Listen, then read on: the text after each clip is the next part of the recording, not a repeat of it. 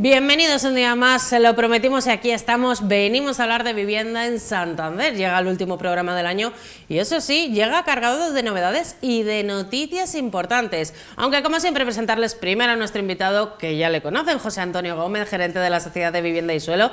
Bienvenido un mes más, último del año a Popular Televisión. Muchas gracias, Laura, buenas noches a todos. Bueno, comentaba, llegas con noticias importantes, el primero de ellos desde el Ayuntamiento de Santander se ha aprobado el convenio de compensación para el sector 1. Efectivamente. Una noticia que me decías es la noticia de la legislatura. ¿Por qué? Porque yo creo que es la mayor actuación urbanística de la ciudad de Santander en toda la legislatura, que está a punto de terminar dentro de unos meses, ¿no?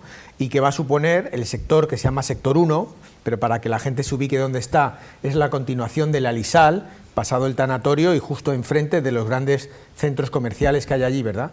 Todos esos prados de la izquierda, de los que hemos hablado en algún programa ya, va a ser el sector 1, que va a completar los 3 sectores muy importantes que se han realizado últimamente en los últimos 10 años en la ciudad. Primero fue el sector 4, en 1 de mayo, cerca del Corte Inglés, pasado, el 1 de mayo, donde hicimos las primeras promociones de VPO. Sí. Luego, a continuación, vino el sector 3, que es en Peñacastillo Sur, muy cerca de lo que era el antiguo Prica, enfrente, que también fue una gran actuación urbanística, más pequeña que el sector 4, pero muy importante. Y ahora, por fin, el sector 1, o lo que llamamos continuación de la Lisal hacia el Parque Científico y Tecnológico, que va a suponer una actuación importantísima, donde se van a albergar unas 1.200 viviendas, que es una actuación, como te digo, muy singular y que se ha aprobado recientemente, en este caso ayer, por el Ayuntamiento de Santander, el último paso que faltaba, que era el proyecto de compensación.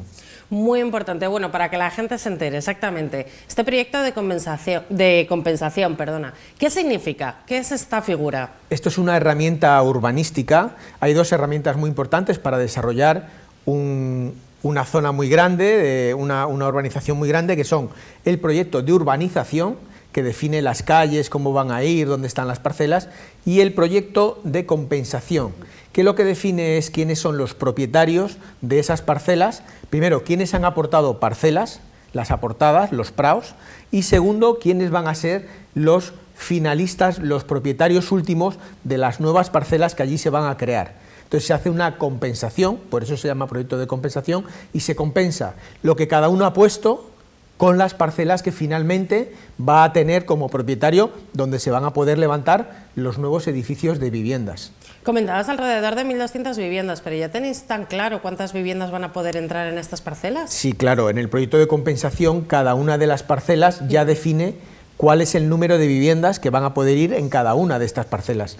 Por eso sabemos que las 6 parcelas que tienen que ceder y que ya son propiedad del Ayuntamiento desde el momento que se ha aprobado el proyecto ayer mismo, o sea, el Ayuntamiento ya hoy tiene en propiedad 6 futuras parcelas, digo futuras porque está sin realizar la obra, que va a comenzar ahora este mes de diciembre, pero ya tiene 6 futuras parcelas donde realizar las VPO que el Ayuntamiento va a tener que construir ahí en el sector 1. Creo que no me equivoco si digo que esto va a marcar el futuro de la vivienda en Santander para los próximos años. Sin lugar a dudas.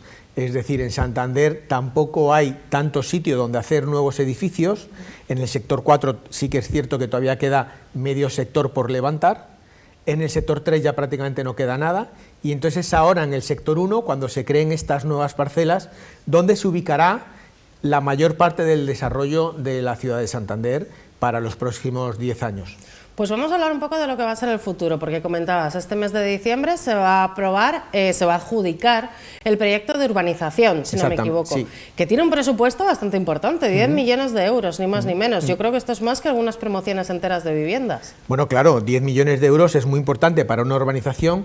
Eso da idea de la extensión que va a tener el sector 1, que aproximadamente va a ser como el sector 4 de grande.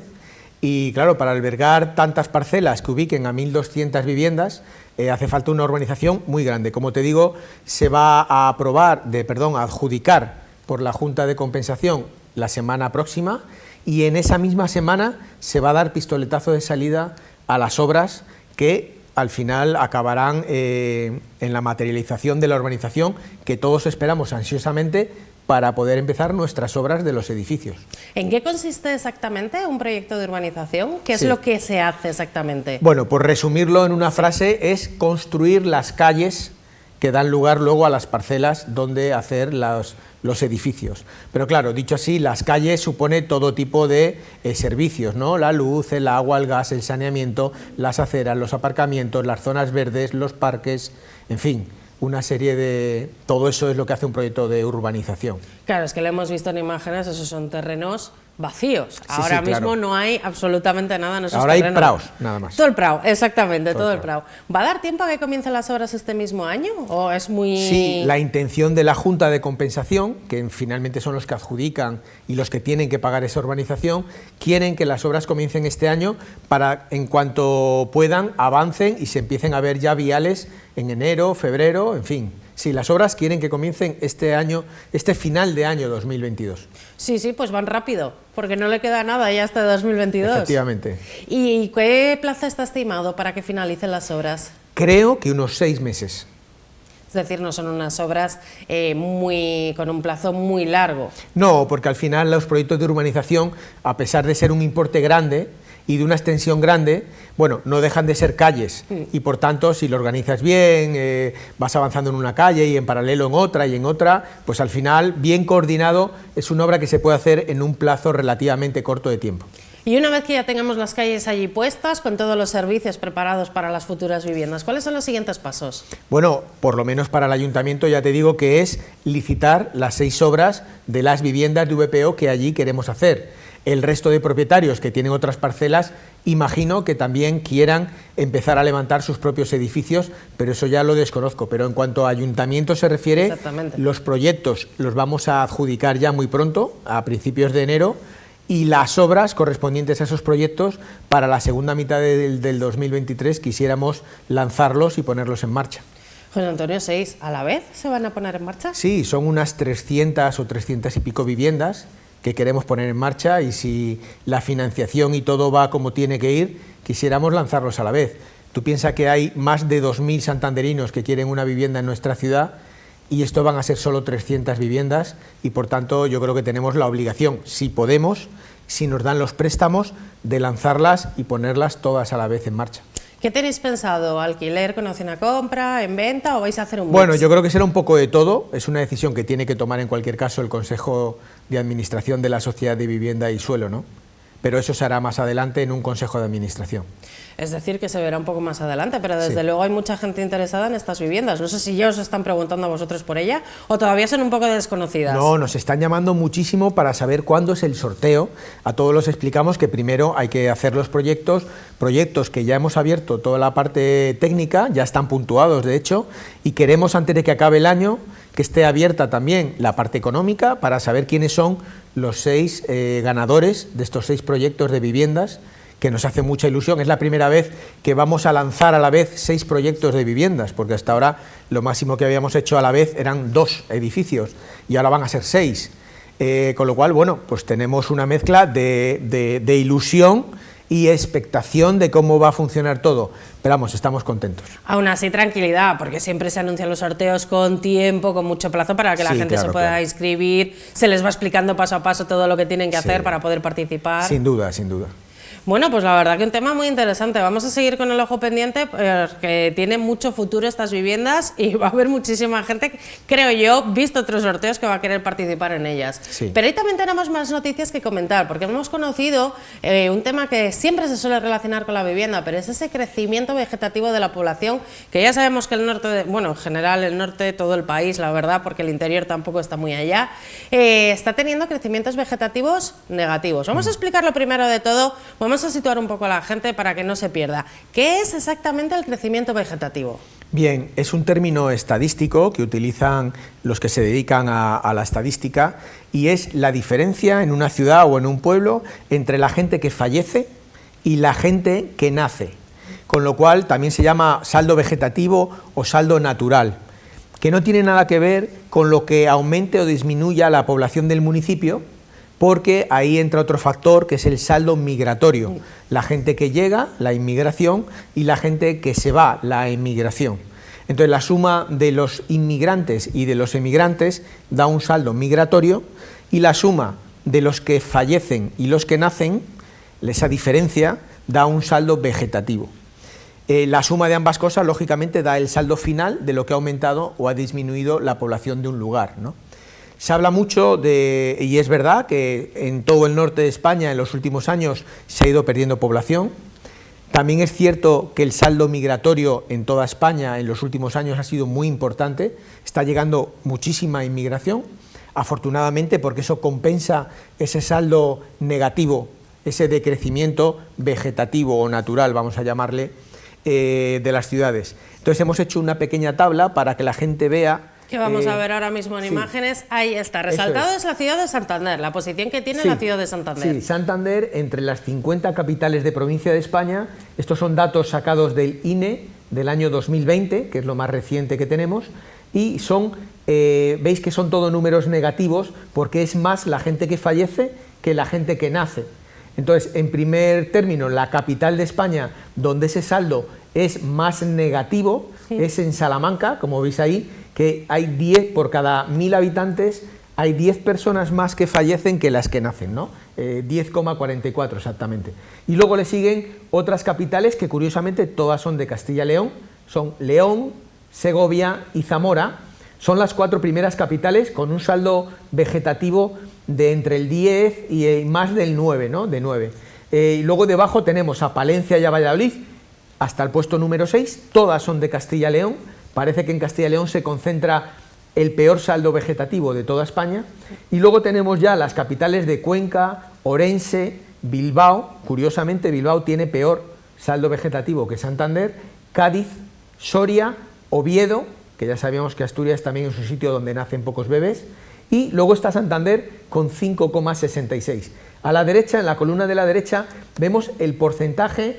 Bueno, y luego, por supuesto, debajo de Santander seguirían. Que lo veíamos en la otra, en la que se veía toda la tabla completa, porque luego tenemos, por ejemplo, en esta. Sí, muy bien, nuestra realizadora Cristina, qué maravilla. Son otras ciudades que no son capital de provincia, pero que tienen un saldo vegetativo en España peor que Santander. Tenemos a Torrelavega con el 7, Ponferrada, ¿no?, en la provincia también de León, y luego tenemos Gijón, El Ferrol y Avilés, ¿no? Son asturianas que también tienen muy poca natalidad.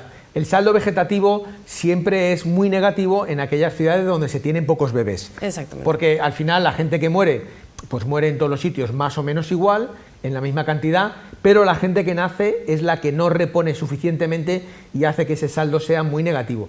A la derecha, el porcentaje que veis es el porcentaje peor, digamos, respecto de Santander que tienen esas ciudades. Por ejemplo, en Salamanca veis que hay un 84% peor saldo que en Santander, que es el porcentaje entre el 10,44 y el 5,66 de Santander. Es decir, en la ciudad de Salamanca se envejece en un 84% más que en la ciudad de Santander. En León un 70% más, en Segovia un 61%, y ya nos vamos acercando, ¿no? Oviedo, pues por ejemplo, que es nuestra capital más cercana a Santander en la estadística, bueno, pues hay un 6% más de envejecimiento que en nuestra ciudad de Santander. Y por supuesto que después de Santander, que está en la número 13, tenemos hasta la número 50 capitales donde se envejece menos que en Santander.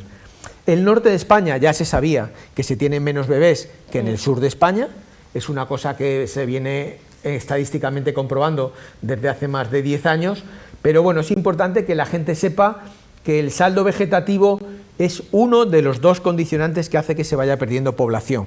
Luego está el saldo migratorio, que sería motivo de otro estudio estadístico, ¿no? Eso es, estamos hablando de 2 conceptos distintos. No es lo mismo que crezca la población en términos globales al saldo vegetativo, que es simplemente los nacimientos menos los fallecidos. Entonces la gran pregunta, y era por lo que traíamos al programa esto del saldo vegetativo, es hasta qué punto tener una vivienda en alquiler o en propiedad estimula a las familias a tener más hijos.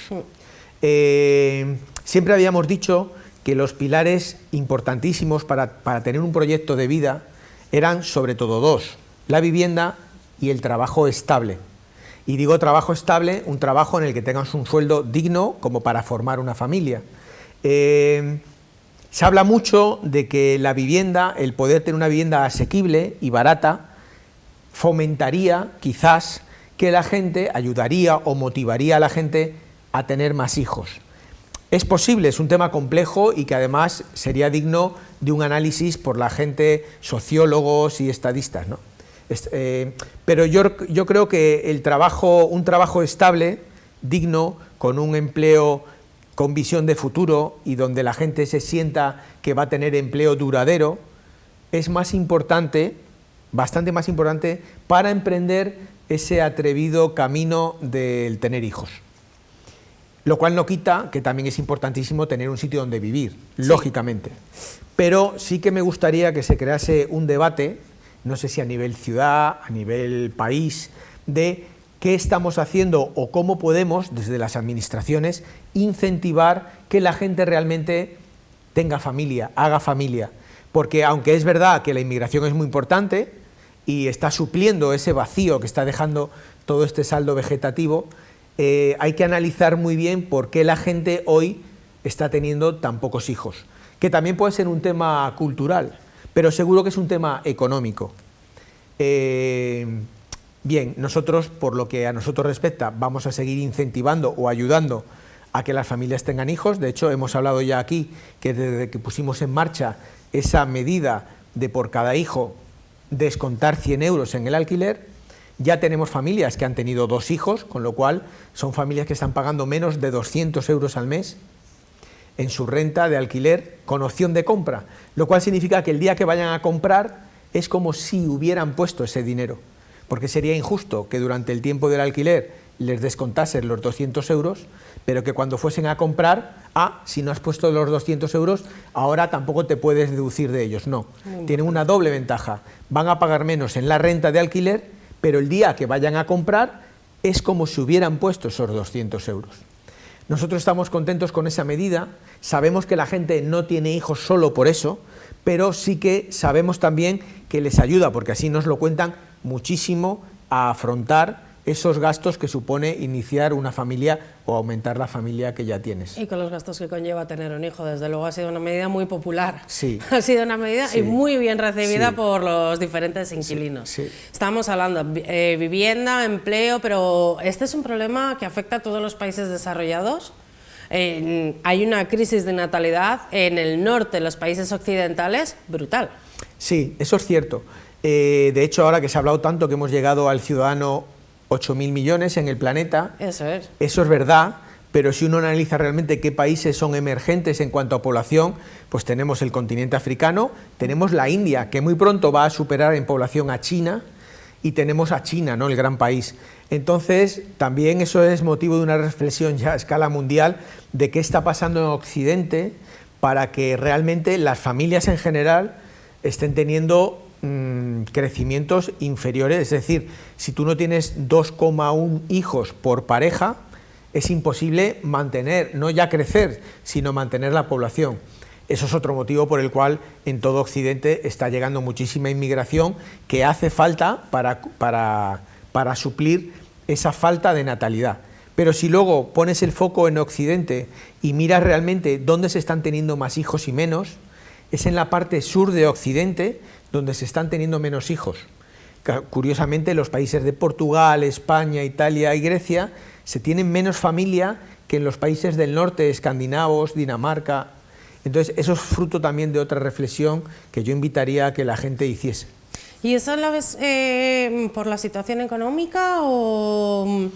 Porque yo creo en general que influye... en el norte de Europa sí que tienen una situación económica, en general, estoy hablando en términos globales, mejor que en el sur de Europa. Sí, esos países del norte también es verdad que tienen una carga fiscal para la ciudadanía más alta que la que tenemos en el sur, y eso hace que ese dinero se destine también para incentivar esos más hijos. Alguien me decía no hace mucho tiempo que en Francia, por ejemplo, que es un país muy vecino, los impuestos que son muy superiores a los de España, si tienes un tercer hijo, las desgravaciones fiscales son tan grandes que prácticamente dicen, es una manera de hablar, que ese hijo te sale gratis, en el sentido de que estudios, manutención, etcétera, está muy amparado por el Estado. Eso en España realmente no pasa o pasa muy poco, ¿no? Aquí tienes un hijo y tienes que apechugar tú con lo que tú puedas y con tus medios para tirar adelante de él, ¿no? Allí las familias numerosas, digamos que se estimulan o se les ayuda mucho más que en el sur. ¿Y no nos estamos tomando aquí en serio el problema? Porque la falta de natalidad, desde luego, es un problema. Puede afectar, estamos hablando de sueldos, pensiones, a la economía en general. Estar dependiendo solamente del saldo migratorio es muy problemático para un país. Sí. Pero ¿nos estamos tomando en serio que necesitamos poner medidas encima de la mesa para solventarlo? Yo personalmente opino que el tema de la natalidad no está encima de la mesa como debate social, tampoco quizás como debate político, pero sobre todo porque nadie tiene las fórmulas para solucionar el problema o para incentivar esa natalidad. Porque claro, cada vez que el INE, por ejemplo, la estadística nos arroja, que lo hace una vez al año, cómo va cayendo la población a nivel de saldo vegetativo sobre todo, porque a veces el hecho de que la inmigración sea muy grande te despista pensando que se están teniendo hijos y realmente lo que está es llegando muchísima gente que se empadrona en España, ¿no? Pero el tema de la caída tan brutal vegetativa, de vez en cuando, muy raramente, algún columnista al que le gustan las estadísticas lo pone de relieve en los medios de comunicación, pero no es un debate que esté en la calle. No está en la calle porque es una realidad que nadie puede negar, pero que poca gente realmente aporta qué fórmulas harían falta para estimular que la gente vuelva a tener hijos. Ya no digo lo que se tenía en los años 60, que podían ser 3, 4, 5 hijos, ¿no? No ese tipo de familias que hoy en día son ciencia ficción, pero sí, por ejemplo, tener 3 hijos de media. Cuando hoy la media no llega a 2, pensar en que cada familia tenga 3 hijos, hoy es una ciencia ficción. La ciudadanía sí que sabe lo que habría que hacer y quizás sea poner encima de la mesa muchas más ayudas públicas a incentivar esos hijos.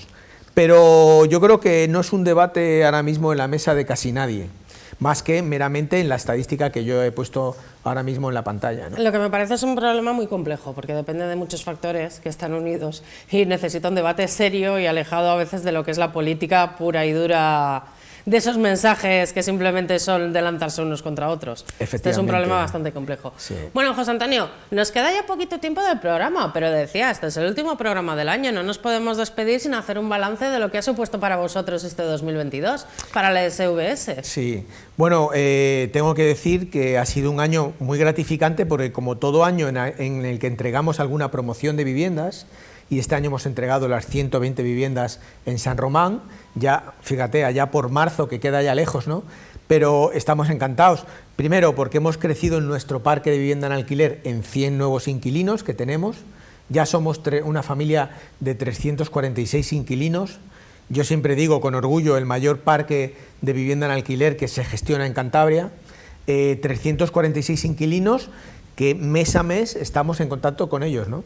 Es una promoción de la que estamos muy orgullosos, 120 viviendas, 20 propietarios que ya están allí viviendo y estos inquilinos, como te digo, de una media además joven, porque nos llamó la atención que bajó bastante la media de edad en esa promoción en concreto en San Román, ¿no? Y es un año muy ilusionante porque hemos puesto en marcha estos 6 nuevos proyectos que queremos que durante el 2023 bueno, se cree ya o aparezcan los 6 proyectos, se materialicen los 6 proyectos y estamos muy ilusionados porque al final el ingrediente más importante, tanto para tener más familia como para tirar adelante cada mañana, es seguir teniendo ilusión. Hay que abogar porque la gente se ponga la ropa por la mañana y encima de la ropa la ilusión con la que hay que afrontar cada día nuevo. Desde luego, ojo, qué mensaje más bonito. Me voy a despedir con este porque es que desde luego me ha llegado al corazón. Hay que levantarse y hay que vivir la vida con ilusión. Sin duda. Muchas gracias, José Antonio, por haber estado ahí con nosotros. Feliz Navidad, próspero año nuevo y feliz Navidad también a todos ustedes que nos están viendo. Nos despedimos aquí, deseamos que lo pasen genial estas fiestas, que estén con sus familias y sobre todo con ese mensaje de José Antonio, vivan con ilusión.